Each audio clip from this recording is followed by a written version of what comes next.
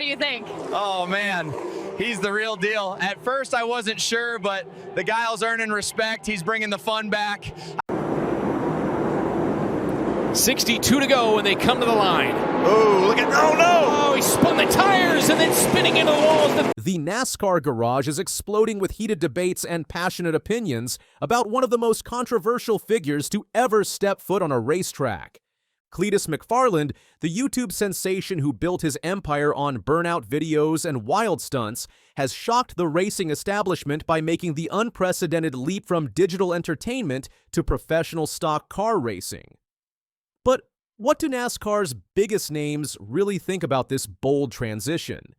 The answers might surprise you, and they're dividing the racing community like never before.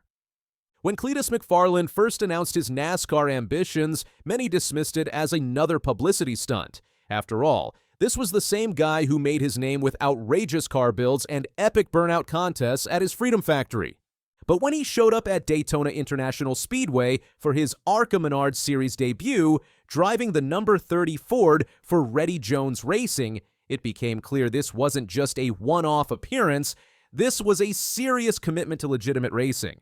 The dramatic crash that took him out of contention at Daytona could have been the end of the story for most social media personalities. Instead, McFarland did something that shocked even his harshest critics. He doubled down.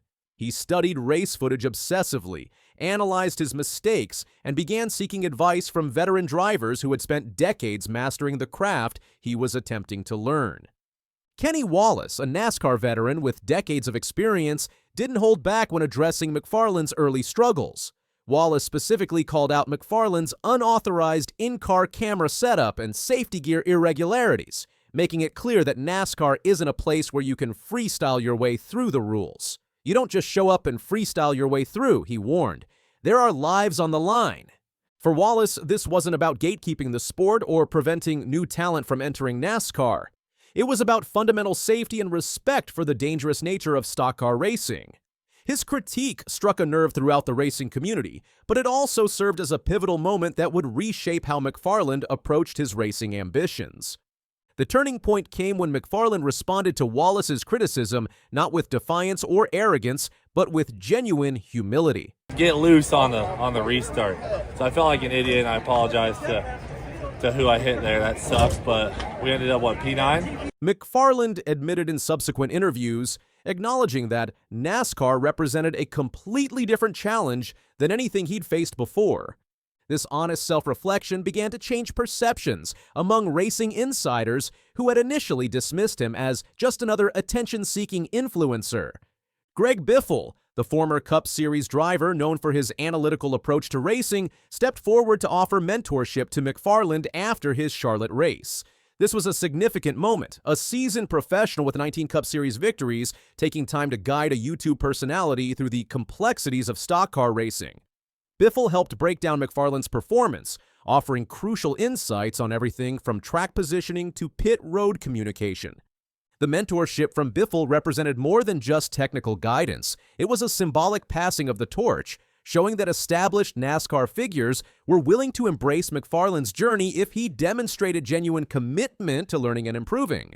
Biffle's involvement helped legitimize McFarland's efforts in the eyes of skeptical competitors and racing purists. Kevin Harvick, another NASCAR giant with 58 Cup Series victories, took a different approach by inviting McFarland to appear on his podcast. Their conversation was brutally honest and revealing, with Harvick not sugarcoating the immense difficulties of breaking into NASCAR while simultaneously respecting McFarland's work ethic and determination. "This isn't something you master overnight," Harvick explained, "but I see the work you're putting in, and that matters." This endorsement from one of NASCAR's most respected figures carried enormous weight within the racing community, helping to shift the narrative around McFarland's presence in the sport. McFarland's own race commentary provided fascinating insights into his learning process. After struggling with car handling, he described the experience. Most of those cars got 2 sets of tires. You only got 1. Okay. I think I ran every single possible line through 3 and 4. I saw that. And I think I just killed the front right on the car. Yeah, it's trying to keep up with those dudes. And then those last 15, when they were passing me, there was literally nothing I could do. Yeah. I was fighting for my life in there. I could not catch up. This raw honesty about his struggles resonated with both fans and fellow drivers who recognized the authentic frustration of someone genuinely trying to master an incredibly difficult craft. Dude, and like, it's like getting your freaking wing clipped Yeah. when they come out on your outside. Holy, Yes. the first time that happened, I'm lucky I didn't take that dude outside of me out. and Very myself. lucky.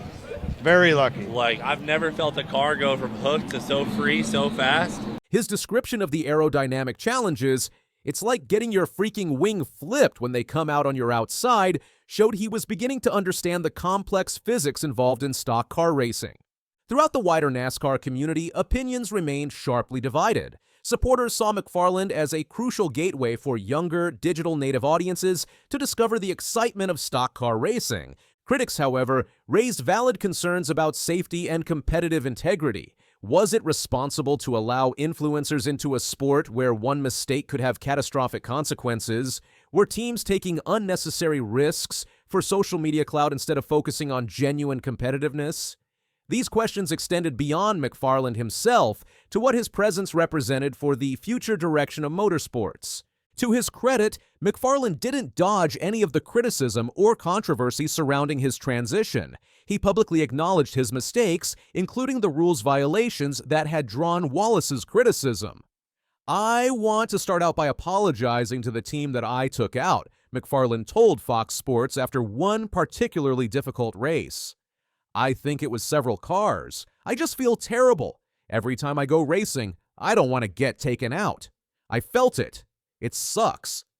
His emotional response to causing accidents showed genuine remorse.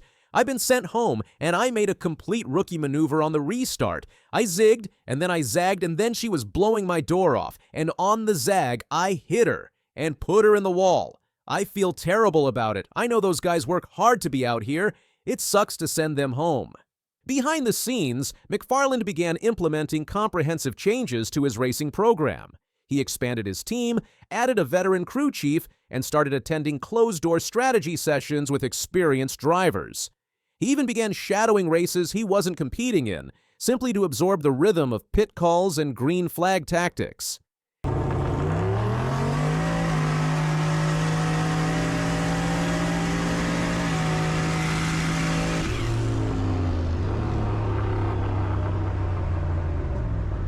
Holy crap, Ty freight trained me. Dude, he out mile an hour does big time. His commitment to improvement became increasingly evident during a follow-up race at Kansas Speedway, where McFarland demonstrated significant progress. He held his line under pressure, avoided unnecessary aggression, and brought the car home safely in a solid mid-pack finish. While not spectacular, it was the kind of quiet competence that earns respect in the NASCAR garage. McFarland also acknowledged his technical understanding was evolving. Reflecting on early mistakes, he admitted, "I forgot there was no dang restrictor plate on this thing. I'm like, wham! Gave her the beans. It steps out, and then I clipped Robusto. Just feels bad, but we'll move forward." The question that continues to fascinate the NASCAR community is whether McFarland can successfully balance his dual identity as both a media figure and a legitimate race car driver. Some argue this could become a liability, while others believe it's exactly what NASCAR needs, a bridge between its traditional fan base and a new generation hungry for digital-first storytelling. What's undeniable is that McFarland's presence has sparked important conversations about the future of NASCAR and how new drivers might enter the sport. Whether you see him as a disruptor or a dreamer, his journey has already added a fascinating new chapter to racing history. And NASCAR's biggest names are watching his progress with genuine interest. What do you think about NASCAR veterans' reactions to Cletus McFarland? Are drivers like Kenny Wallace right to be concerned about safety, or should NASCAR embrace influencers like Greg Biffle and Kevin Harvick have? Can Cletus prove he belongs on the track, or is this just a dangerous publicity stunt? Drop your thoughts in the comments, smash that like button if you're following this wild story, and subscribe for more NASCAR drama and updates on Cletus's racing journey.